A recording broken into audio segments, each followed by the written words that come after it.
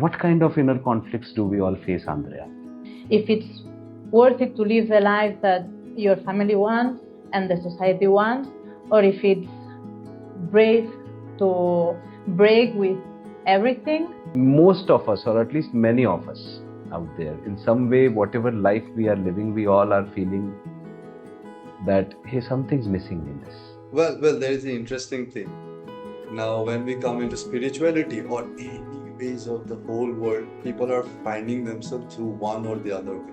If you are also having these questions that are you in the right place, where is your life headed, where is your career headed, then this discussion is possibly very important for you, because this is where we're going to talk about inner conflicts.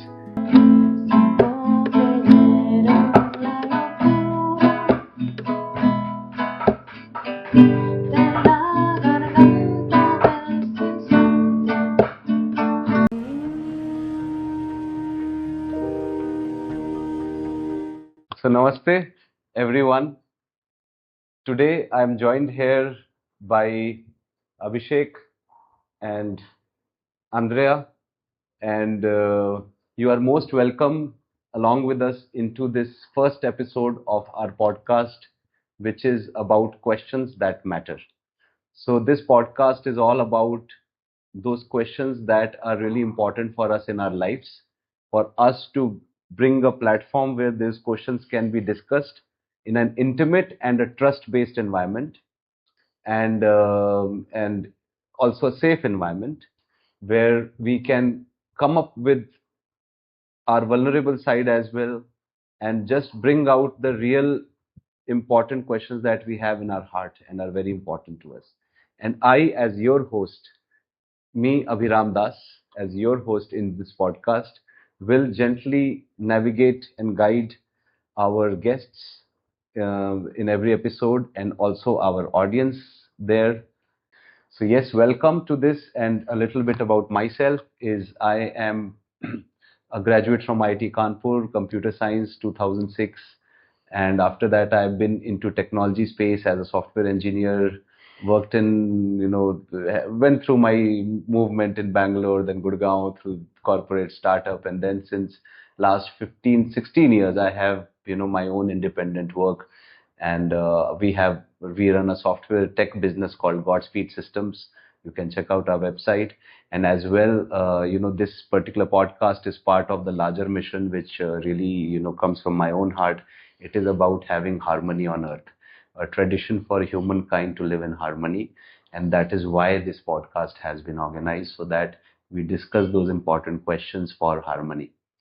And a little bit more, I live in Himachal Pradesh, Dharamshala, where I moved since 2012. And I am part of the small village community there. And together we are also trying to work on a pilot role model village for the society as part of this mission, and also this application that we are building, like an online home and an offline home for our community to come together with the vision of oneness and to make this happen in our life. So that's a bit more about me and the umbrella vision that we are doing this podcast with. And now I come over to our friends and guests. So there's Abhishek and Andrea. Yes. I met both of them in Arambol. That's where we are right now.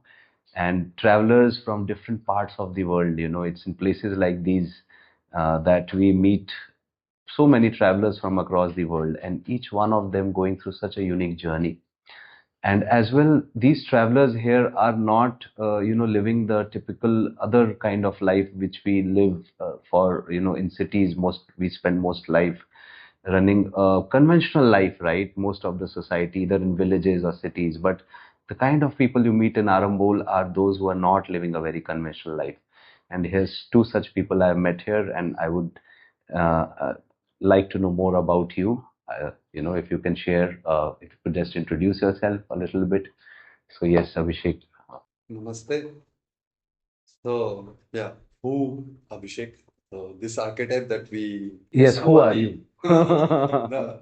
So, who we can, you are seeing me as, that is Abhishek. Yes, I was born, given this name by my parents, and yes, I had another name by my mother. And yeah, like you, but I'm from more this generation. But I had a similar journey, same traditional school, uh, and growing up learning things about world, getting into the system and the norms, parents, and how the society moves. So it very early age, it made me question everything, like all of us. If we are living an unconventional life and this community that we are belonging in, we all are all those kind of seekers that question things in life, our existence. So uh, my birth name is Abhishek. So I I'm a musician. I also do healing work with Reiki, human design reading, and sound baths. And this is my modalities to channel energies, or let's say universe, or we can say even suffice it to God, because who we are again. I'm Abhishek, am I? I was about to come to that. Or is it just this archetype? So yeah, in the end, we all are seeking ourselves to be who we really are. So somewhat like I was also in college doing engineering, computer science and engineering, and then second year I dropped out because I was too depressed. Everything was around, but I was not happy. That's when some now I know these were awakening experiences, but before it was more like I used to think it's hallucination or my imagination of what can be done, where I came from, or the visions. And so this peak depression time there was also a awakening experience where like I kind of heard a separate voice came coming into before sleep. It was 3 nights consecutively happening. And that's when I decided to live my truth because that voice said that. And it was a very entity like, or my higher self, let's say. What you are sharing is very important, especially for the young generation of the world, right? The students who are 14 years and above, especially in India, there's a lot of pressure. Everybody ends up like into engineering, right? And I can totally not imagine you in engineering. Like you are, as I see, you are more on the right brain person, right? You are into music, arts, creativity, energy, healing. And engineering is very much a left brain activity. So I don't see you fit into that space. So hence you found your right space, correct? And that's how we met in Arab Bowl also. Well, there is an interesting thing. Now, when we come into spirituality or any ways of the whole world, people are finding themselves through one or the other way.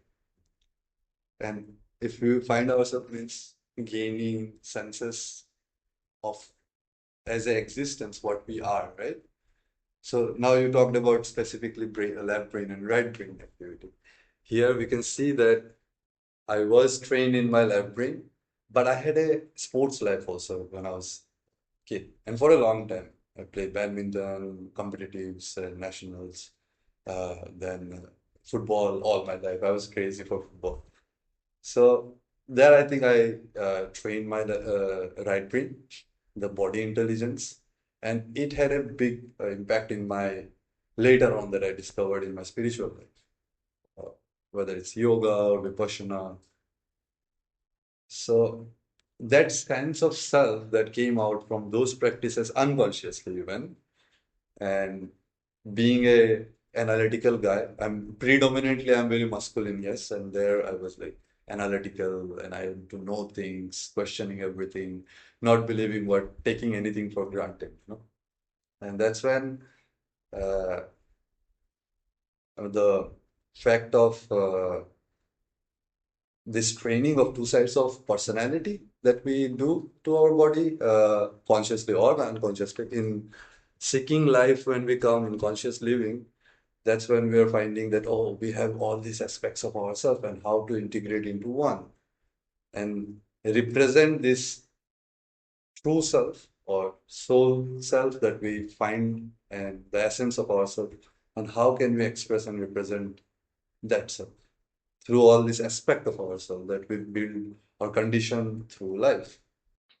Yeah, this is sort of relates to the exact topic we have today, how to reconcile inner conflict. So, what we're talking about is an integrated self. It is about my true self. Mm. So, therein, I am not suffering from inner conflict, or at least I'm healing from my inner conflicts. They're going away.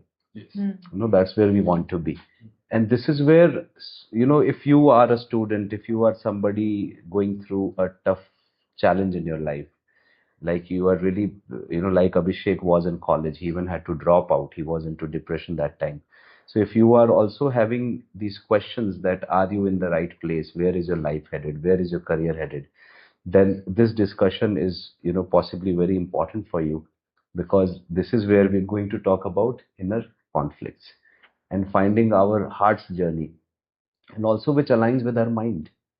Correct, both aligned together, and therein, finding that exact path for us, and that journey for us, which can, one, be very nourishing for us, very enriching for our soul. It is very pleasurable journey in every way, even with the pains and challenges it brings. It's very nourishing journey and very rewarding journey in terms of our personal growth, and also the contribution we can make to the society and the world at large, right? So that's what it is. Yeah. So thank you for coming, Abhishek, and sharing this. Thank you for that. Yes, yes. Andrea. So yes. So I'm from Spain, Mhm. Barcelona, and I have been here a long time. Well, for me, it's long time. Like my first solo trip, and India became something important for me since I came last time, and first time 3 years ago. Something came up from inside, and since then, even a little bit like before, I started to realize things about my life, because I was born in a city, very big city, and full of noise. Let's say noise in general. So that time, my life was like this. So little by little, asking myself what I want to do, feeling every time that there is something else, it's not my place. I'm feeling even sick. And at some point in my last job, I was feeling sick every day, and I was a healthy person. I was already taking care of myself, like through yoga, health, healthy food, good connection, good friends. But still, every day I was in the office and I was feeling like belly problems or tiredness. So I felt it was not my place and it was not what I had to do. So I decided to quit everything. And since then, I started to connect with not the name, as we were discussing, the name that we get from parents or maybe grandparents.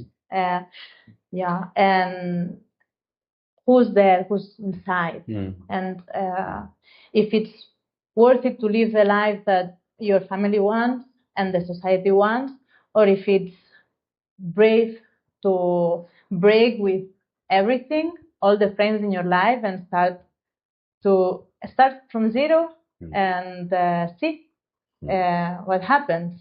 And since then, the magic happened, because I believe when you jump into the vacuum, you create a space. When you create a space inside, things can come. Otherwise, everything is full, and still the inner conflicts are there.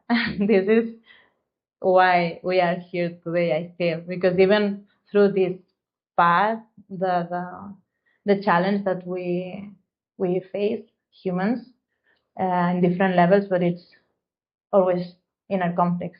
Correct. Yeah. Correct. Yes. But before coming to inner conflicts, you mentioning about the space that gets created is just so very important, because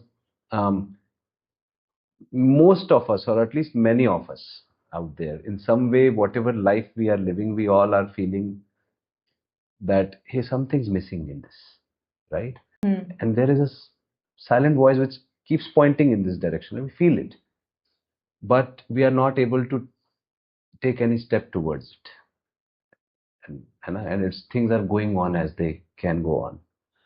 But this thing about creating space. If we are able to create that space in our mind, where mind is at rest, it is peaceful. It is not right now thinking or about anything it has to solve right now, correct? It is there, present. Then something can really come in, because space has been created, so something can come from the universe.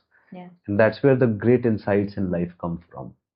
When the mind has space, the eureka moments. Yeah. Like Archimedes had the eureka moment, right? When he was so relaxed in a bathtub, he was taking a soap bath, I think, and he was about to be executed the next day. So because he was not able to solve some problem, right? So therein, since 1 year he tried, he could not solve it. So finally he agreed that I will be executed tomorrow, so let me enjoy my last day of life. And he was lying in his tub, and then he was very much relaxing, and then suddenly it struck him something which is discovered called the principle of buoyancy by Archimedes. So that's what he came up with, and it's flashed to him in that moment.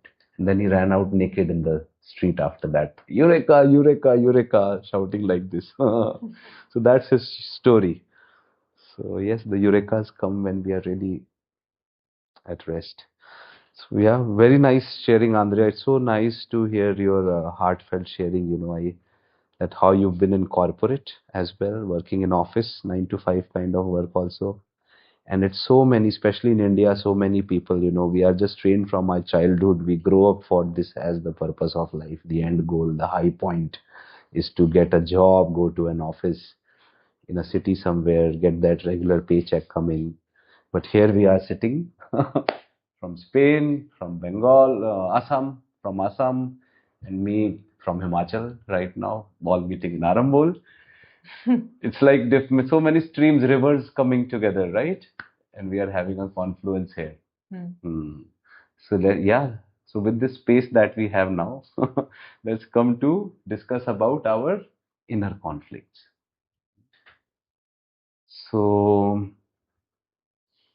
what kind of inner conflicts do we all face, Andrea, in your view? Maybe we have different inner conflicts, but I'm sure we could organize in in buckets. Yeah, buckets.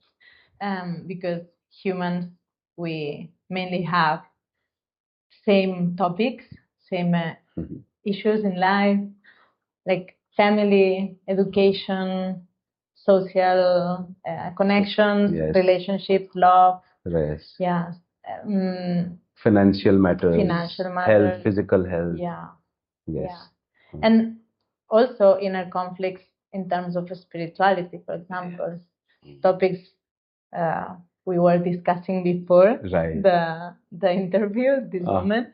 Like, for example, what to choose in life according to words of God. If we believe in a specific God, or we don't believe in God, what is faith, and so on. So these conflicts are also there. So yes. Yeah, that's a huge question. But personally, inner conflicts are for me family. And it's interesting because even when you are aware about, you choose your family and you come here to overcome things, at least if you are open to see it, but still the feelings and the emotions that are coming from conflicts or things that your family are facing affect you. And this is an inner conflict. How to deal with that through compassion, love, and all the things that on the journey you learn. Yes. So can we show it like this? Like if you were to draw here, can we say that this is you, if this is you at center, and this is what is conflict? So there are two things you mentioned. One is inner conflict, and second is my emotions towards it. Okay, so let's first look at inner conflict. So can we say that this is me, and then this is a desire, first desire D1, and this is a desire D2, and I'm getting pulled in two directions. Both desires are pulling me. Okay. Mhm. Now I'm torn between the two desires. Even D can stand for dharma also, as it is said, or duty as well. Two duties that are conflicting. Two dharma, like dharma of a brother sister is conflicting with dharma of a parent and child, for example. So what to choose right now? Dharma with God or society is conflicting with dharma with my own family. What to choose? So it's a conflict between two desires, duties, dharmas, two inner inside us, right? Second is my emotions around it, right? So how I feel about it, my feelings. No? Mhm. Can you see it? Yeah. So my feelings about it basically.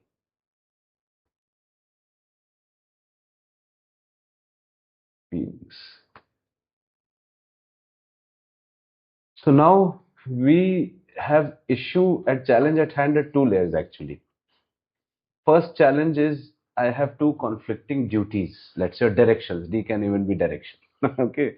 My mind is giving me two directions, what to choose, or maybe I'm already walking in this direction, but I know the other direction is better for me. But I'm not able to switch in that direction. Correct? So there's two directions also here. Then second is how I feel about it. Maybe I could start judging myself that hey, you are not a good daughter, for example, or a good son. And you cannot do this for your family, your parents. But at same time, the other voice also says that there is, yes, that is correct, but as well you need these things as well for yourself. You need to this experience, you need this exposure for which you have taken the step in your life, right? So there's both sides. So but then judging ourselves is one such feeling, right? What other feelings could come? Like one feeling could be judgment. So what we can look at it, two things. One is we work on our feelings, how to ensure number one that I am feeling fine. Correct? Because this we can solve later, decide later. D can be for decision also. So many Ds are coming, right? We can decide later what D1 or D2, but first we can feel fine about the situation, right? We can feel our harmony, isn't it? What will you say, Andrea? Harmony. Yeah. I was thinking about Hmm. um, a sentence I read in a book. Like the only way, it's the way of the heart. So it's an easy idea, but it's related to feeling fine and harmony.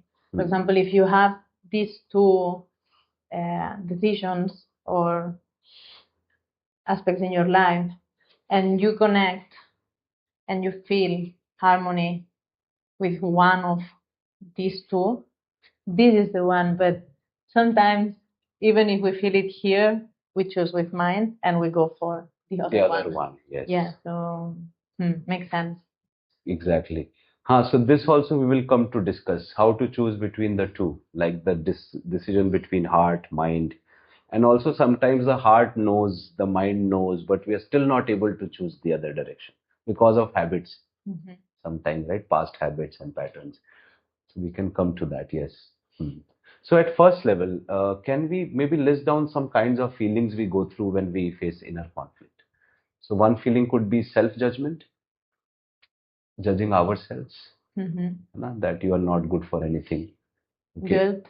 Then second could be maybe remorse, guilty, Mhm. guilt. And if what else? Any other kind of feelings when we face inner. Also, fear and love is also a big role. I'm keeping it, but I wanted to speak about that direction, the dharma, how to choose. Can we come there later? First here. But here also, one of those conditioning will be fear also, which is traumas. So we go through feeling of fear that I'm walking in wrong direction and I will have to face consequences. So fear of consequences, you mean? Yes. Or let's say fear of worth also. Fear can be in many. That's in self-judgment. Yeah, self-judgment. Self-judgment and worth. This is same. Any other kind of fear, like fear of consequences. Fear of consequences, fear of abandonment, fear of loss. all these losses. Just fear. We'll just say fear because it's a condition. So you are saying because of inner conflict I'm feeling this? No, This, so this is that's leading what to inner conflict. I I think think- this is here. I think we come to this part here before when the question was started, why we get inner conflicts, like the question that you asked, Andre. So, you know, backed by science and now how we know in our neuroscience, like our parasympathetic and sympathetic nervous system, there we store a lot of behavior pattern. And that behavior pattern is coming from the first being that as a human we get born as an infant. And that baby responding to two main feelings, either fear, and it's two sides of the same coin. Either it's feeling pain or hunger, and the giving birth is all itself is a traumatic experience when the baby detaches from the mother, the umbilical cord gets cut. So there two registration happens in the human psychology, which is fear, pain. Fear is an emotion, pain is a feeling. So we go to the emotion later. So two things, pain and love, or that love is comfort. An inner child is always, till today, even though we are different XYZ ages, we have that aspect of inner child in us that we are responding from. That is either what we are afraid of or what we love. We are taking positive decision towards something. Let's say one is very positive, or both can be very positive, and you can feel a conflict like, oh, I love this also, I love that also. So what you are trying to say is, So there can be all like which space are both of these desires coming from, is what you are there saying. could be even exponentially more desires attached to it, and it can pull from many different directions. At least two desires, let us say. Yes, so knowing where we are, that dot, the center of ourselves, that is the main where it can pull away ourselves. So in these two different directions of direction one or direction two, or desires, either that psychological aspect of ourselves from the mind. So before we were saying, Andrea was saying, Indian follow the heart. Why we come into heart? Because heart is more harmonious, and mind has this two cerebral side, which makes so much neuron firing. That's why thoughts and all this crazy. But it is also the possibility of creativity, imagination. So I think we have to answer that question, how to approach towards choices, is knowing that what my qualities can serve where best and for what reasons. Because desire, Wouldn't this be a second step? Like first step will be that I first feel fine in this moment. Because till my mind is not settled, till I'm not feeling fine, I cannot think clearly. I'm coming to that. So before that, this analysis is important, that to see all these choices, go through all that, then give the power of decision to the heart. Find harmony, no? You're saying. So that harmony is any of that basically. You're saying harmony is aligned basically with the heart, right? Let's draw the heart here. Yeah. है ना?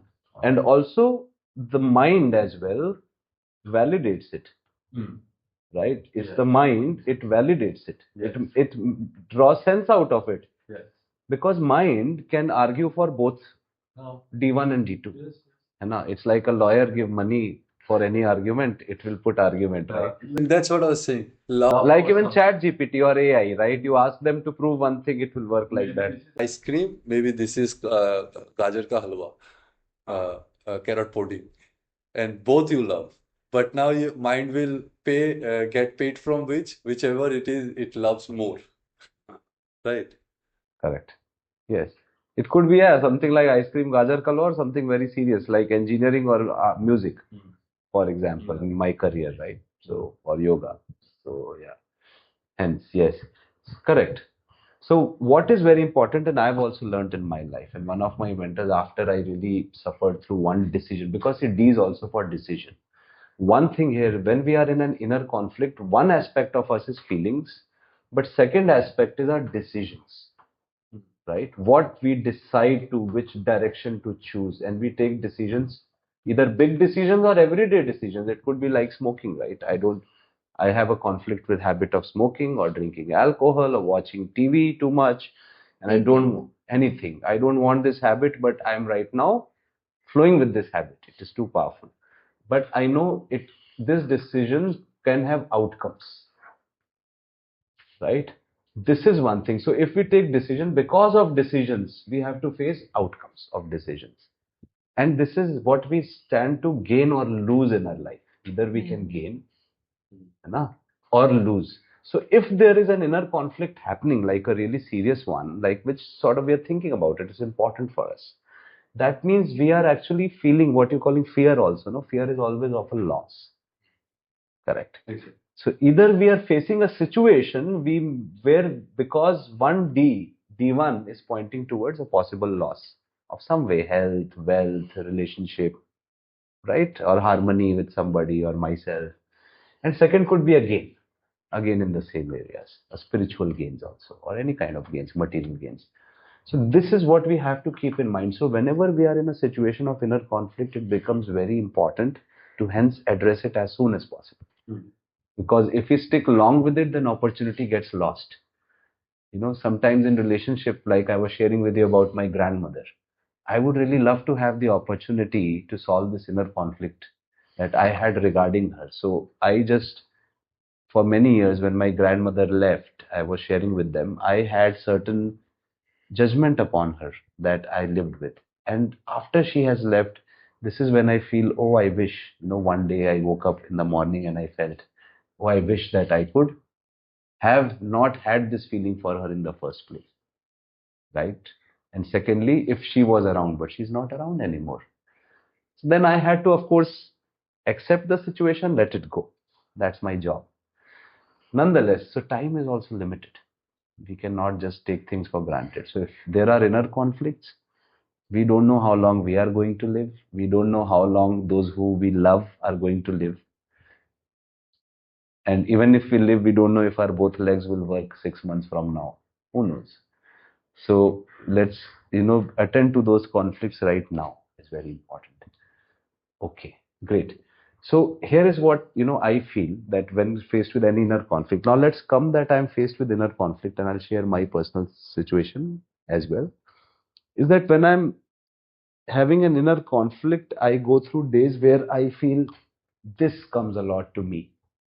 Self-judgment, you know, not being a good XYZ. This is what it comes to me. This I immediately feel. Sometimes guilt also comes. I could have done this thing better. Like, one morning when my dog left, she was my very close companion, one soul, very closest to me for 8 years. When she left, she went in the morning in a lot of pain, writhing in a car, and I tried to save her, to hold her in her pain when we took her to hospital. And then she bit me. For first time, she bit any human being, and that was me, because she was in extreme pain in that moment. So she bit, and then I let her go. After that, now I don't think and I can hold her. She's very big also. So then after that, she was there in car. I was watching her. She went in pain for next few minutes, and all three of us who were there, no one could do anything about it, and we saw it. It was one of the most traumatic moments for me as well in my life. And I've gone through a lot of guilt about it, that I could have still held her. I could have let her bite me, continue to bite me, or at least not let her go in that last moment. That's another possibility. So now with this, what has happened, I cannot change it. So how do I now reconcile with it? That becomes so important. And how to get over this guilt feeling. Because I feel keeping guilt with us is a kind of suffering. We should just take the lessons, the learning, and release the emotional pain. So if a conflict is coming to any one of us, maybe we are going through some kind of guilt as well. Mm. So I feel the first step is most important. What I believe is to find my inner harmony in the situation before moving on any decisions or any direction. Even if, for example, I have a habit, it will not change overnight. Correct? So how to find harmony accepting this? That I have to figure out. But I should first feel fine. You want to share something? Yes. I realized that sometimes you need to go through the emotion to find the harmony.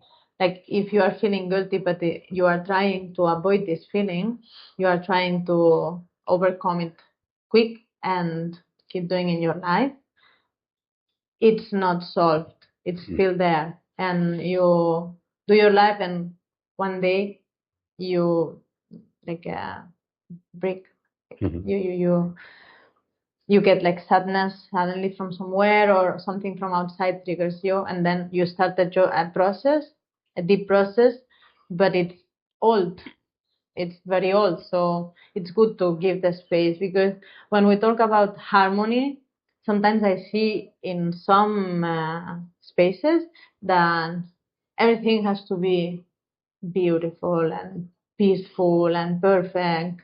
But luckily, we know that it's important to give a space to those emotions. So first, like experience, and when you are in the dark, in the darkness, then you start to connect with friends. So it's like interesting, because for me, it's not the first thing. Find harmony. First step is to create space, you mean? For me, it's to hold space. Hold your own space, because life is like fluctuating all the time. Well, depending on the person, but I feel that we are fluctuating, because we come, and the only thing that we know is that we are going to lose in our life everything, because we know since we are here, we will die, and you will lose your family, you will lose your friends, you will lose so many things. So accepting this, it's already a huge thing. So if you are fluctuating, you cannot not be always fine to take decisions. Even you have to take decisions when you are feeling guilty. For example, right now I took a decision, and I am in harmony. I could say not 100%. So there are so many emotions there, even taking one decision. Correct. Right. So what we are talking about here is, let's say, by the way, when I mean being in harmony, it does not mean we are not experiencing any pain or discomfort. There is pain, there is discomfort, and yes, you are correct. Like even if there is, let's say, this inner conflict of feelings of judgment, worry, guilt, can I accept it? Accept myself and this situation as it is. This, I think, is the most important question. And by acceptance, we mean it's a peaceful acceptance, being at peace with it. And second word, very important with it, is it's a compassionate acceptance. Like, I think even more important than peace, maybe I could even take it out, that this is a byproduct. It comes from compassion, like a space of love. Because when I go through this experience right now, I'm speaking of the same holding the space zone right now, the first zone, is going through a deep inner conflict. I am personally, my spiritual path included many different South American shamanism, Indian different traditions, personal direct inquiry, then universal human values, very modern kind of way to explain universally. And then along with it, like I came finally into bhakti, right? And there I developed relationship with God, and this form, personal form. So there for me, this personality at least, I relate to Radharani, let's say. And she is the goddess of love, how it is for me to hold the space. I asked that, do you still love me? Even though I have do so many sins, so many mistakes. I means this mind, this body does so many sins, so many mistakes, so many bad things daily, right? Or inner conflicts. It goes through so many things it knows it should not be doing also, but it's still doing it. So do you still love me? And answer came yes. Always the answer came yes. Many days consistently answer came full love. Do you judge me for it? Am I is this body or mind a bad body and a mind? Let's say. No, is it like this? No. You are just fine. I love you. There is no condition about it. And then I really saw it that, she represents God. Let's say, whether in formless or form, like God loves us unconditionally. That's true love, right? Having that space where I can be a bad boy, right? A naughty little child. I'm allowed to be naughty little child. I'm allowed to do mistakes. And I will still be accepted in the home always. That was that, I'm not judged by her. I'm still loved by her. And this is our unconditional love, not moving one bit. So that love then came in my heart for myself, this body, let me say. By myself, I mean this personality, this mind body combination, right? So therein, I was then at peace. Okay, I'm doing certain things because of habits, let us say, or old patterns, or I have to take some decisions in life because facing choices, difficult choices. I know there's sometimes in life you don't have a right decision. You just have the least bad decision to make. Correct. There is no right or wrong. There's just least bad decision that you can make right now. So, I'll say intention also plays a role. Sometimes some ways can go looks like negative, but the intention towards it to bring something like let's come to that. That's the next follow up. So, but first regarding holding the space, I think we all agree that accepting ourselves and all our past actions and deeds as it is, not judging it and still loving it, is the key. And if we believe in a God and higher power, then we can see that that higher power also loves and accepts us like we are. It does not want to punish us. It does not hate us, right? It doesn't stand with a whip. It's not like a very, it's very compassionate, not toxic God, if it exists. So then seeing that just brings compassion and we are able to accept and be at sort of peace with the situation, no? I think this is the very first thing. Let's arrive at compassion and peace about this situation. So once we are there, this is what I'm meaning by being in a harmonious place. Even while the conflict is there, it's not perfect harmony, but I'm able to hold it. Correct. Once we are there, then we can go to investigate. After I'm feeling fine, let me now investigate into, like you were saying, where is this coming from? What's the source of this desired direction? Right? Is it coming from, let's say, one option, my ego? है ना? Or if we talk in yogic gunas, then it is coming from three gunas. If we talk of language of yoga, sattva, rajas, tamas. If we talk language of Ayurveda, somebody can say Vat, Pitta, Kapha, right? That these are coming from there. है ना? Then the second could be an ego includes my sensual desires, pleasures, all of these things which my ego needs, and senses and everything, material, everything. We can even put it material. Let me just elaborate. Maya, as we say, no, we will not go into detail of what is Maya right now, but Maya, this visible perception of what is versus what it really is. So, because of this, where is this desire coming from? Second is it could be from my higher self or my true self, in other words, true self. Or if I were to just say it in shortest, I will just say the I, me. Where is this coming from? This would be the first check. you know. I think, and this probably itself is sufficient. Then one can have follow-up questions after this, but at least one big distinction has come, that from where am I, this desire is arising right now. Then second, wherever it is coming from, this desire, this is the first distinction. Second could be how valuable it is for me. Or in other words, how empowering. We can always check, right? Evaluate two choices. How empowering or how valuable? For whom? For Who? for who? For and like For how me, for other, or for everyone, the whole world. how empowering. One is self, and another the uh, reciprocal of it, which is Rest that of through nature. self it should go to universe. We can say world, self, world. Yeah, coexistence. Yeah. Self with Or rest of coexistence. yeah. Infinite coexistence, whatever else is. Or contribution, let's say. Huh. How valuable, how empowering for self and coexistence. This is my contribution.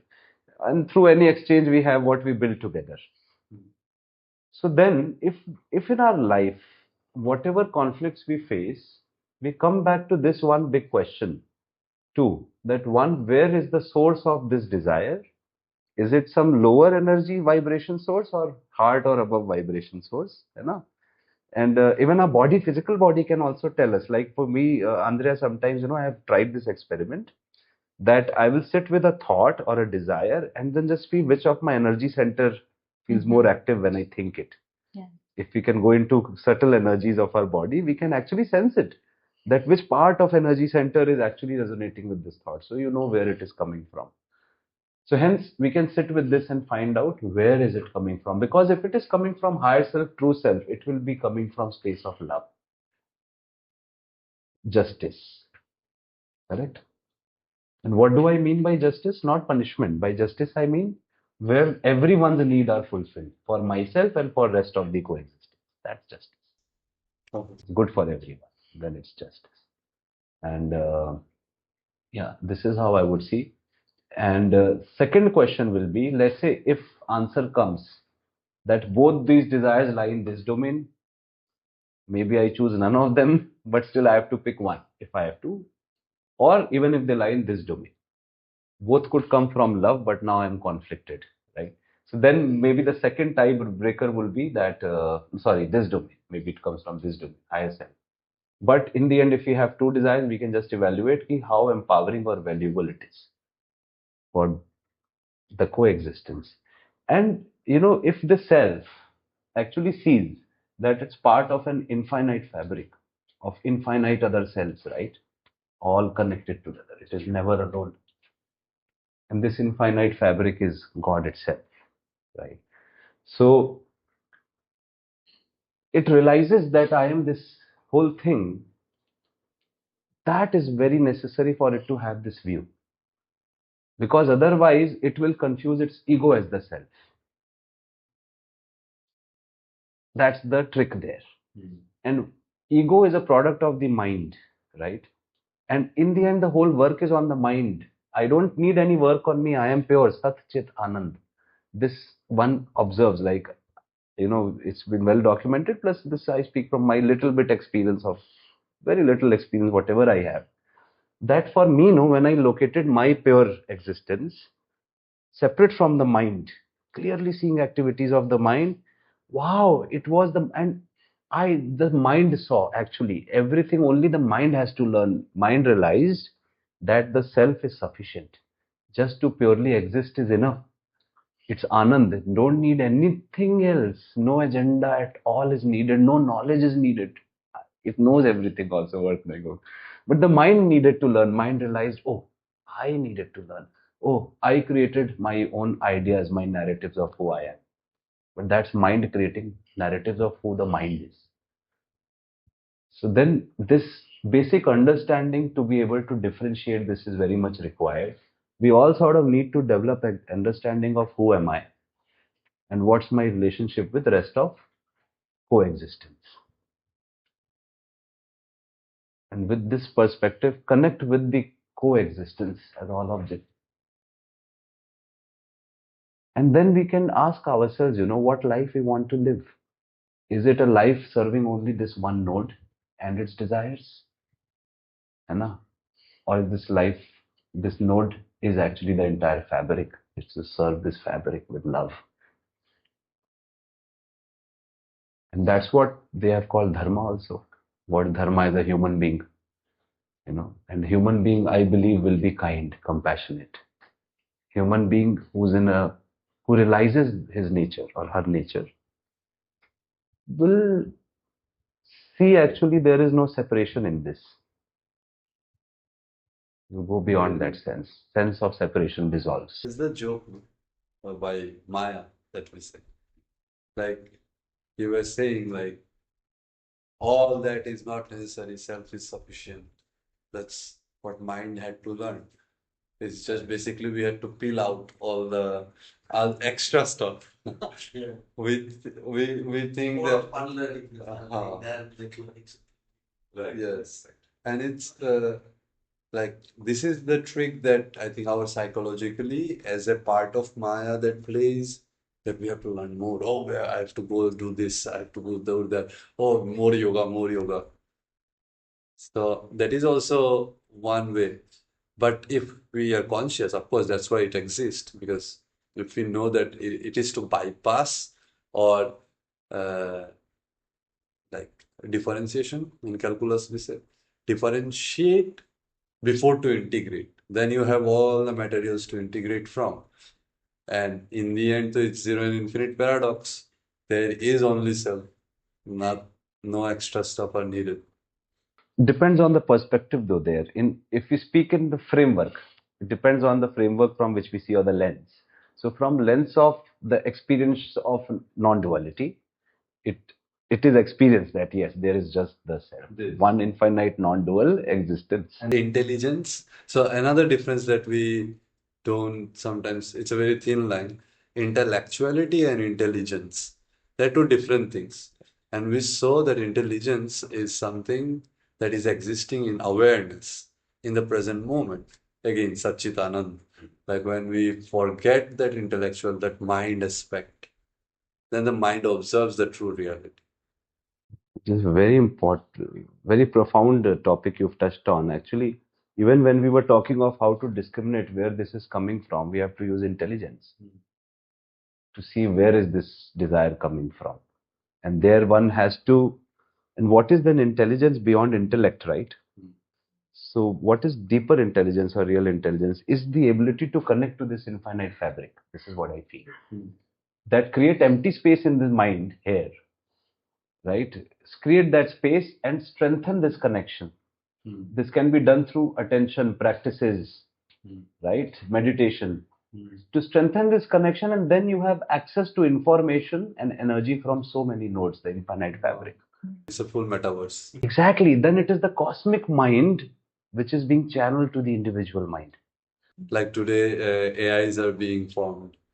Some are already perfected, and some and the one that you are working with, Saki is gonna be nice, I'm sure. Yeah. And so same, we need to give access to the AI, artificial, of course, but it is also intelligence that we understood from our original version of intelligence that we come from. So we are trying to recreate it because we love it. It makes it easier. But still, AI can never be as intelligent as we can be because AI cannot tap into this divine cosmic flow of energy. That was my question.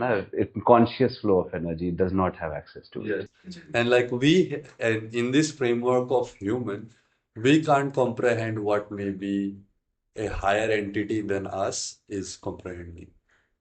And this So higher it's all entity is about this, brain. the fabric, infinite. Yes, exactly. So that's where I was coming in. Maya. Maya is basically this 0 to 9. 0 and 1 is basically the non-dual dimensions or Advait. In Dvait, we are seeing duality, trinity, and trinity is this dimension where all this material universe has created. That's where we come in the concept of Brahma, Vishnu, and Mahesh. with their And there, then you say the words, the framework changes. You say self is with God. so the frame you While there is experiential non-duality, experientially it's the self-same. So Advaita holds, but it builds further, extends Advaita and says, now we see it as this components. is beautiful because it's the initial joke. I like to say Okay, joke because that duality gave that opportunity to create Trinity, Trinity to quad, to pent, all the sacred geometry till nine. And nine we are seeing is a cosmic number, how universe is flowing. We have three-dimensional kind of experiments with the shape of the nine, all the carbon bonds and stuff. And we saw that it's a cosmic movement, is a chain movement is there. So after nine again is coming back to zero. So even though we expanded to that intellectuality using the intelligence, but in the end we had to drop all that intellectuality to be with the real intelligence. Exactly, exactly. One of my mentors, no, Shri Ganesh Bagaria, who's founder of Universal Human Values Program in India, one of the founders. So he once said very beautiful thing. It is the same thing what you're saying very poetically. He said, intellect is like this boat. I need to cross river from one side to another. But to walk further from the river bank, I need poetry, right? Intuition, he said. I need intuition to guide me. That a deeper faculty of my mind. It is deeper than intellect. Intellect delivers us, but not to final destination. So it brings us to the coming original question of intellectuality. We need to analyze all of it, then with the best possible permutation and combination, whatever dharmically from the dharmic values it's aligned with. That's when what I think our hearts decide. So, one very beautiful thing you brought up, Abhishek. This is very useful for all of you students and everybody else who's going through this. Intellect versus intelligence. My friends, please make a note of this because this intellect is like the tip of the iceberg. If our mind's capabilities is equal to this iceberg, only 1/10 is the intellect which we see above the ocean. We probably just ask yourself, am I using the 90% of my mind's ability or not, which runs so deep and can be very psychic as well, these abilities. And we just know intuitively, our intuition knows things just like that. So if we can just access our intuition, which every child can, all of us can, then we will be able to find very easily, but only with intellect to resolve inner conflict.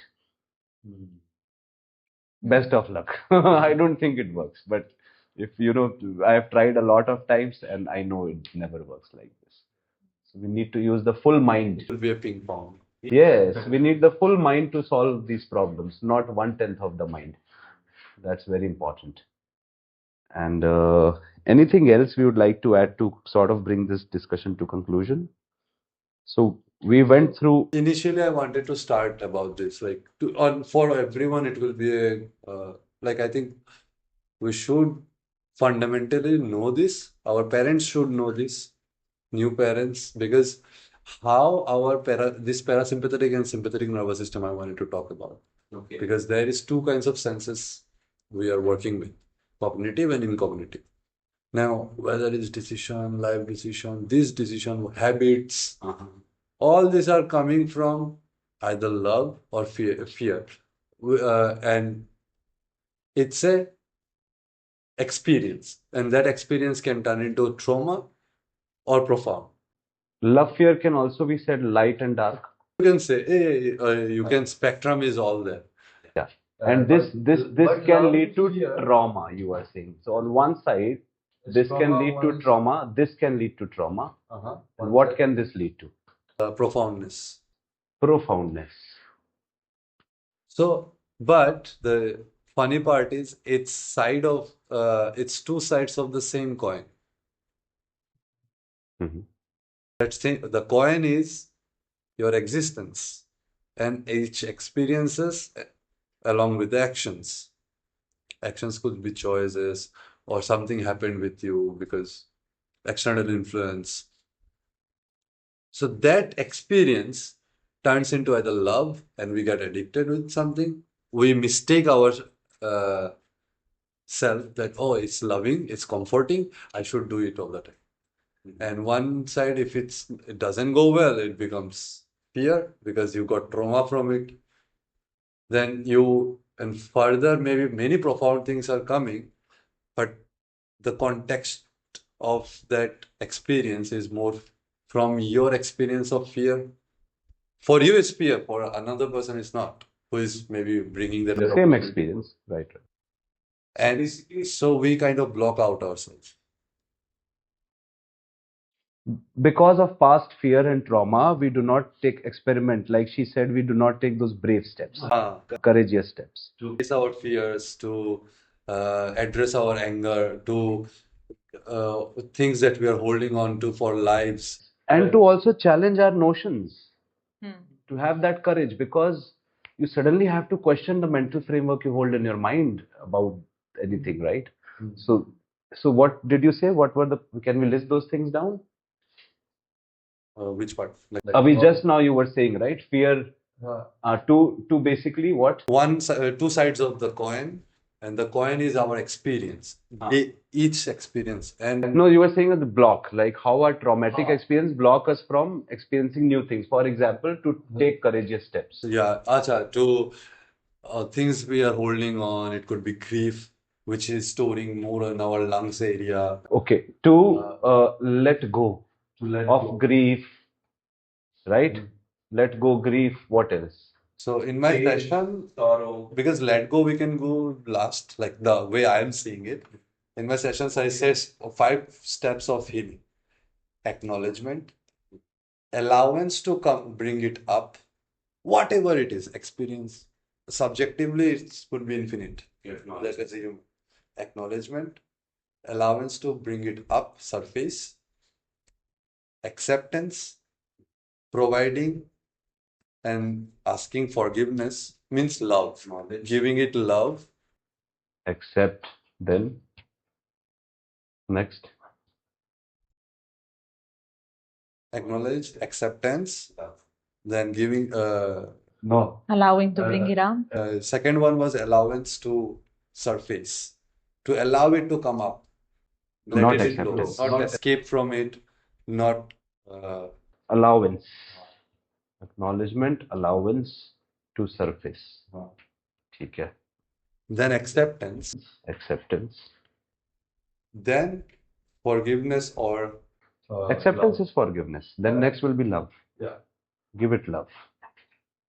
yeah, loving it, and then you do release process, which is let go process.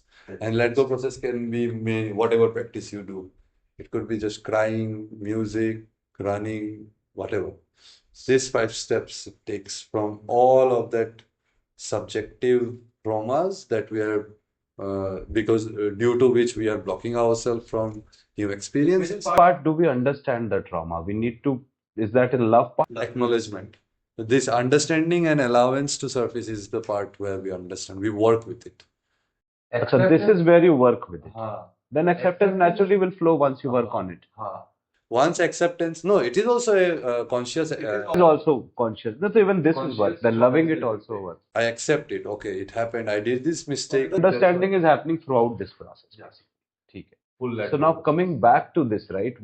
So this is how I can release my past trauma and any such habits I want to change, right? That's how we can reprogram our Mind. nervous system. Mind and, or I'll say not mind, brain and body. The bridge between it is nervous system.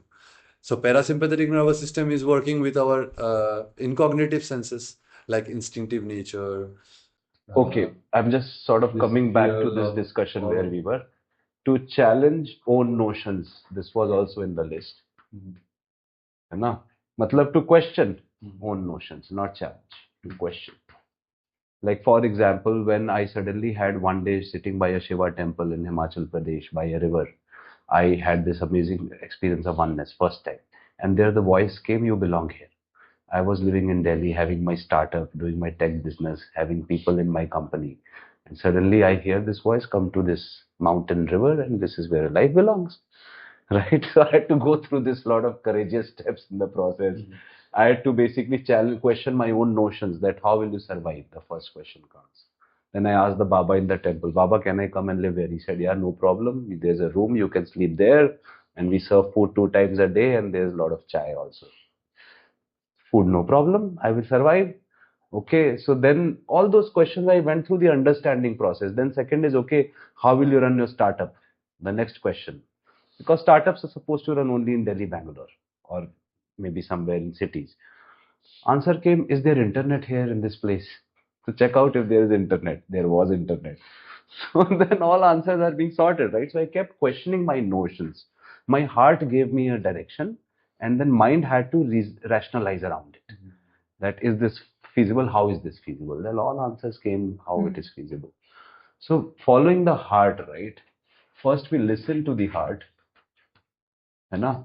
Then we work with our mind to understand the situation, understand what's the right decision. In the process of understanding, we question our notions. This is, I think, the key. This is most important because we sort of make very rigid notions from many lifetimes and this lifetime, and they become so hardcore beliefs that we never look at them again, and we don't even know what beliefs we are acting from. And that's our dark side we are unaware of, our subconscious, as we also call. We're not conscious of these beliefs, but they affect our behavior. So to question our notions will help taking this courageous step. Once we question, then we can take this step. Mm. No? Yeah. Then it will be convinced about it. Oh. You'd like to add something, Andrea? Yeah, I was relating internally with this first step, acknowledge, because if we want to clarify things in our life, we need to understand first the situation. And here is where intelligence starts. Yes. Because intellect usually influences, even feeds the fear. Mhm. If you are in a situation where you don't you use your intelligence, you use your intellect, you will feed your fear, and you won't never take a step ahead. You will always stay in the comfort zone. But when you start acknowledging your life, your body, the reactions from body and mind, for example, as I was saying, getting sick. Why I'm getting sick? Instead of looking for a medical attention, I want to understand the origin. So the origin is my work and the inner conflict I am having. So like being aware of this conflict, you can start the process. Mhm. Mm. Wow. Yes, because these inner conflicts reflect in our body somatically also, and our body tells us. It's easier than sometimes it looks. Like if you really listen your body and your mind, Yes. even your mind, the thoughts, but listen carefully, not just observe the thoughts, not just let Listen the very thoughts carefully. take Right. you. Exactly. Listen very carefully. Or Yes. Vipassana. This is the first step. This is what Vipassana is. Listen carefully, watch carefully. Watching it but not reacting. Yes. Yeah. And that though comes to most fundamental practice for all life, being present and watching. And then when we are watching, we choose what to feed the mind, what not to feed. No. Correct. So that's the foundation practice, correct, to do.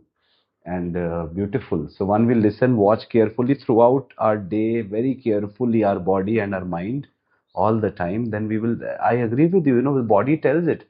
For example, even when I have to take a decision which is, comes from my heart, kind of my gut tells me physically.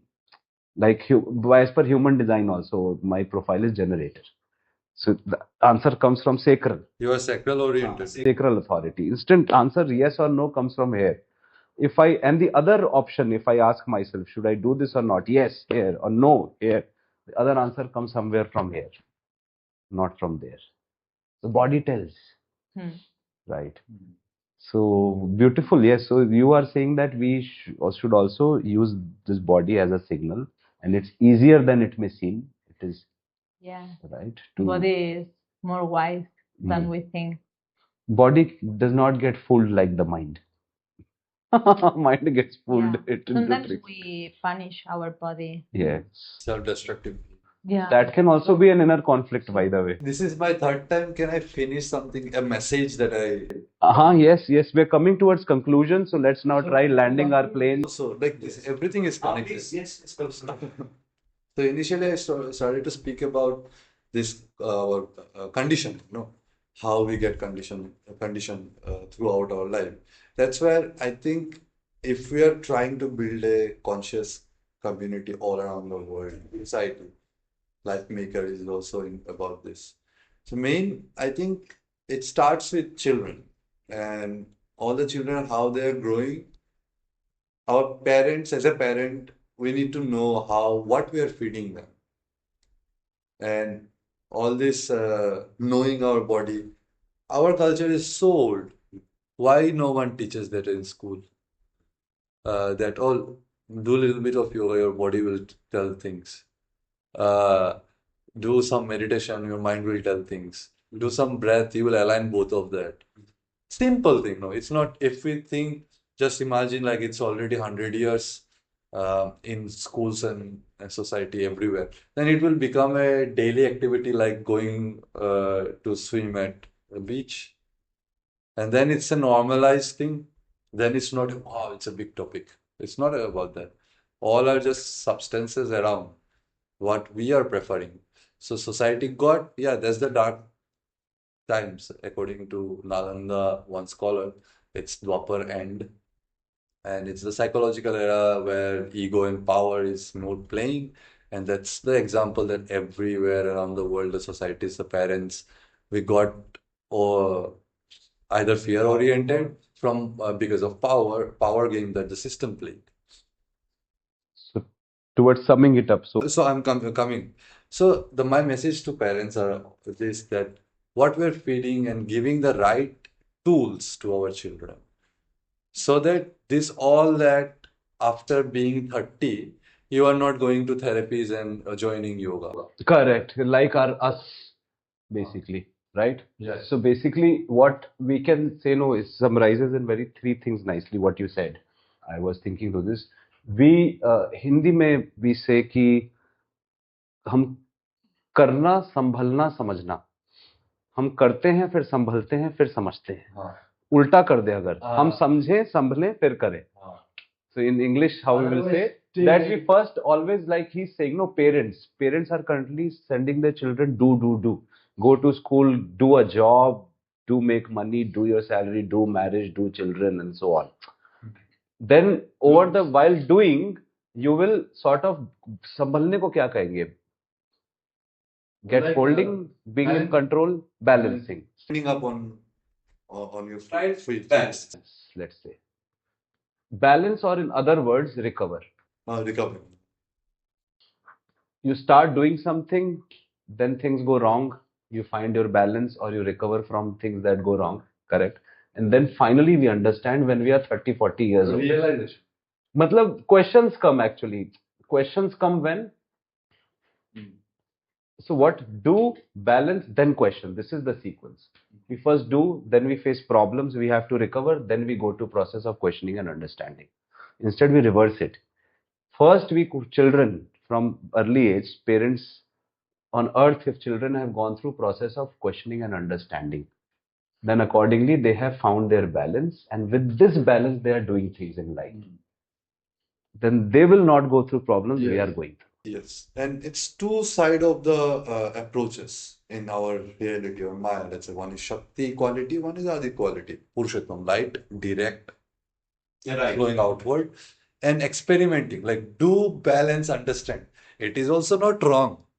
Because now if you want to bring something new, invention, लगेगा, दोनों loop लगेगा. that is important because it is experiments. Also we need that. But that is Shakti. And that's how the world evolved. It was some microbes were born, then it evoluted, chimpanzee, all that, and we human hit the stones and fire came out.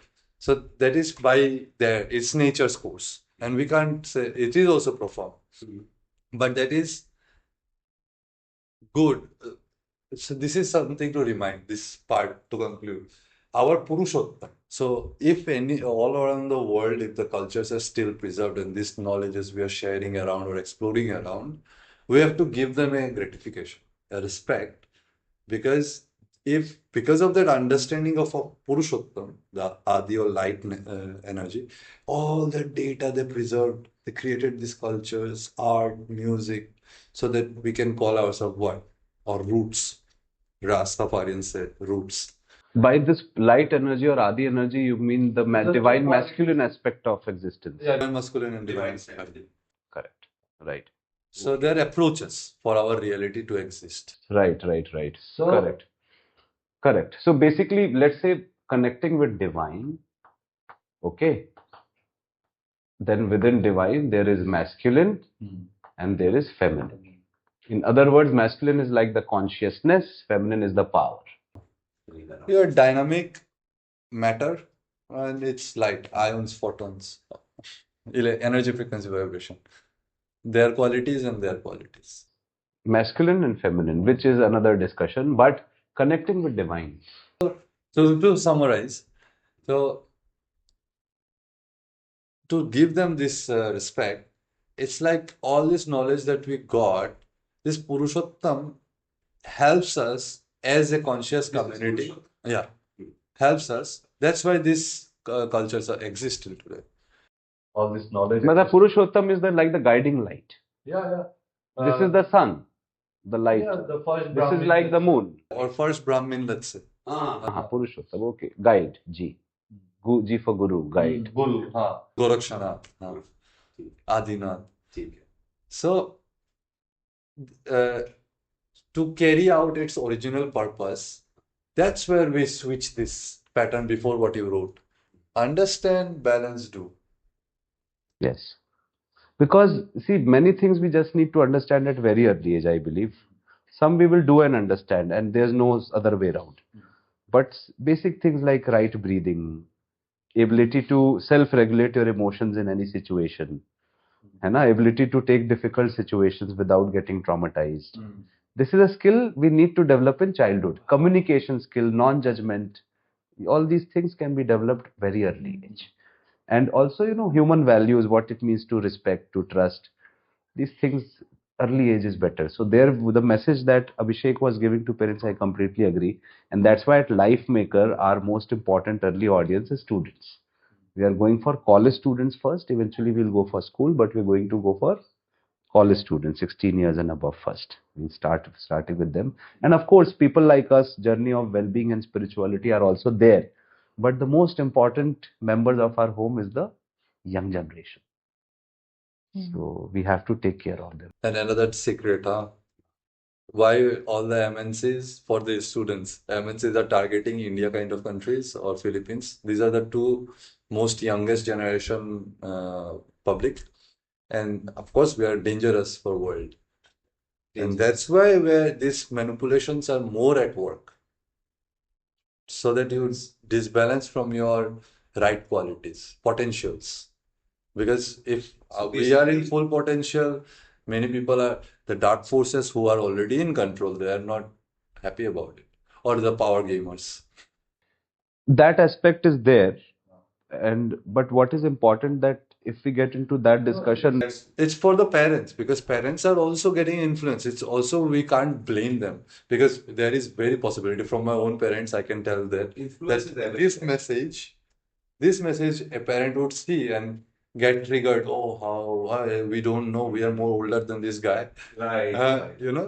So it's just to say that you guys are also manipulated Question your own notion. by system, by what the system you are following, what you are reading, what you are feeding yourself. You are also manipulated, and that you have to double check. correct. And that's why this podcast, it's called Questions That Matter. So let's question. So parents need to question. This is what Abhishek is saying. Correct? Question your existing notions. We all need to do that. Yes. Lovely. Andrea, you'd like to add anything as we summarize? Any feelings you want to share? Anything we missed out, you think? I don't think we missed out. Well, Hmm. we discussed many things. Hmm. Yeah. I had the experience of dealing with parents like they didn't question things. They questioned me about my decisions, and this is what happens when someone rebels. Yeah, the archetype of a rebel. And for parents, it's difficult, and we need to be compassionate because they don't know. They are very manipulated and influenced by society, and when they have to deal with things, forces of society, work, money, taking care of your house, children, and then you start with mortgage and loan and so many things. Then expectations of relatives and friends. Yes. Managing expectations is big thing. Expectations from your parents. Own parents also. Oh, exactly. So it's like a big circle. Chakravyuh. Okay. Like a chain, right? And then they put the label of dharma. It's your dharma to follow us. But don't follow your guts. Yeah, in Spain, So even parents need to understand so much.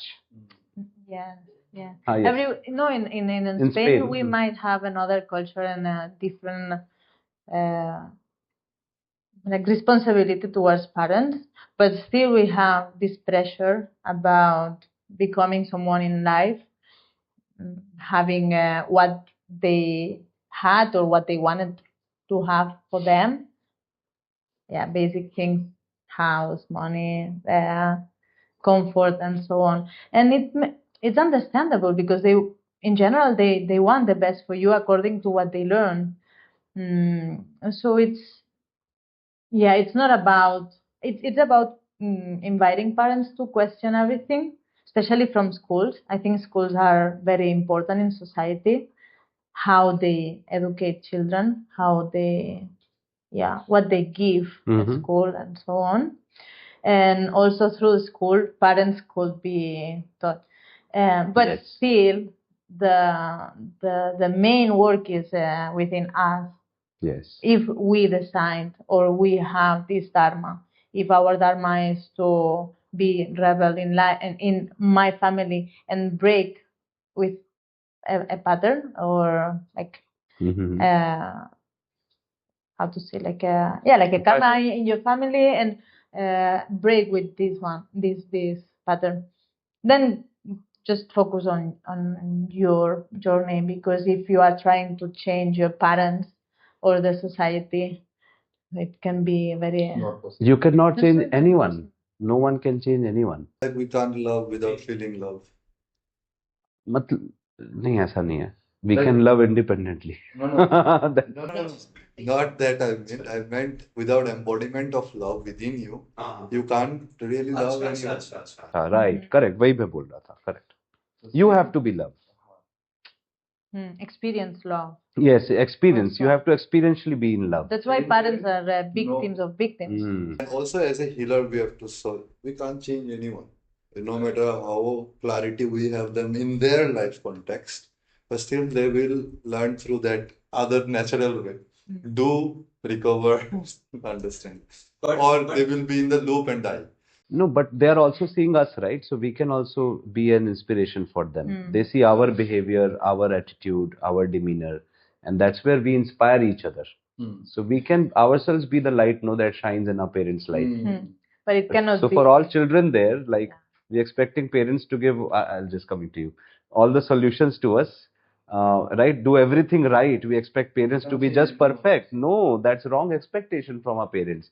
Let's work on ourselves. Let's bring light within ourselves, shine in our life, let there be sun in our mind. The moon of the mind should reflect the sun, right? And then our parents also see. It happened with me. My parents learned so much from my brother. My brother learning from his 5-year-old son. So much. Yes, you were saying something. I was coming back to the same thing, like a lot of things, growing up, I had like a lot of conflicts with my dad and things like that. Why, you have these things, but why hadn't he told me this thing earlier on and things like that. The thing is, there is so much only we can do, and parents did the best with what they can.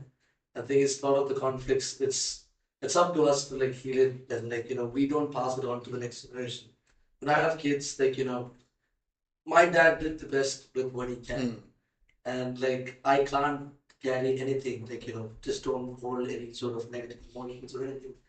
And like we become that, and we heal that within our family. If I heal it within myself, a part of myself is my dad, a part of myself is my mom.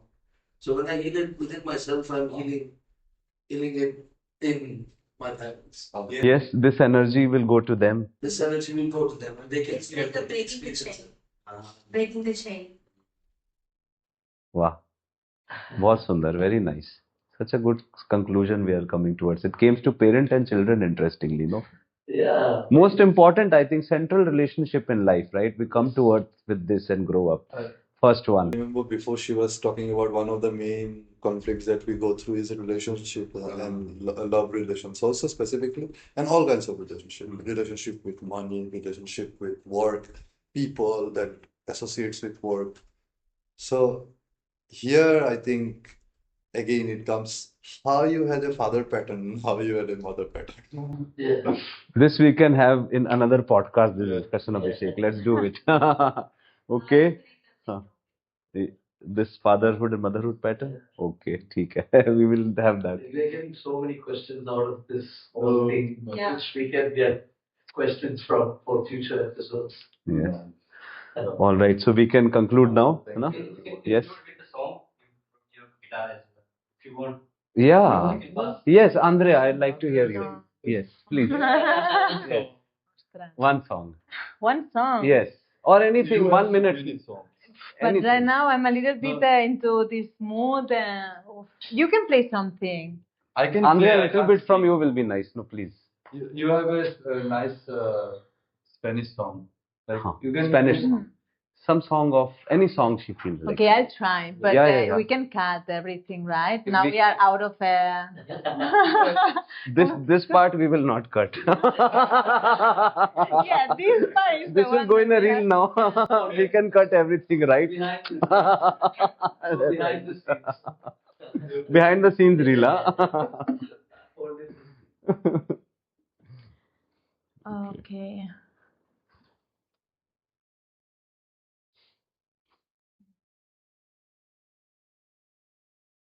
Can you hold one sec, please? Which song? It will come to you.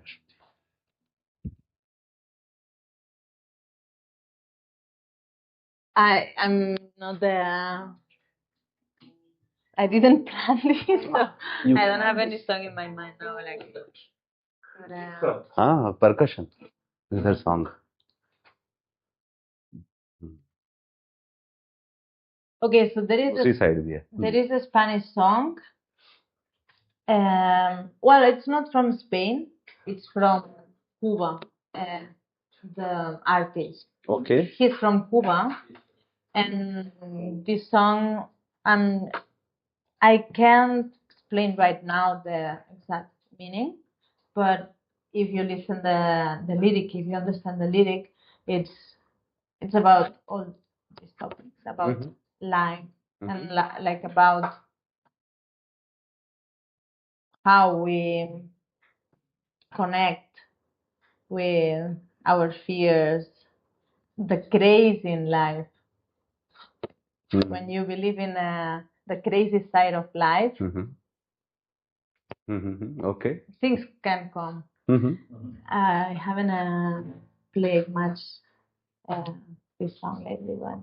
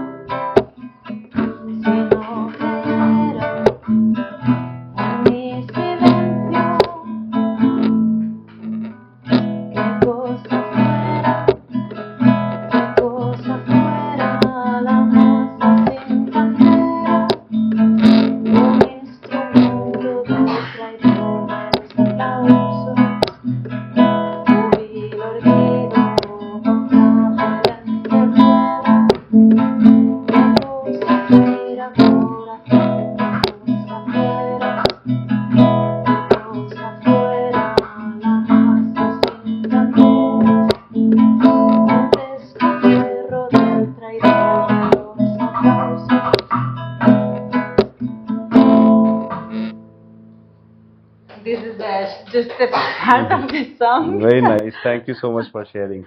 Wow, yeah. Wow, nice. You want to sing this song? Huh?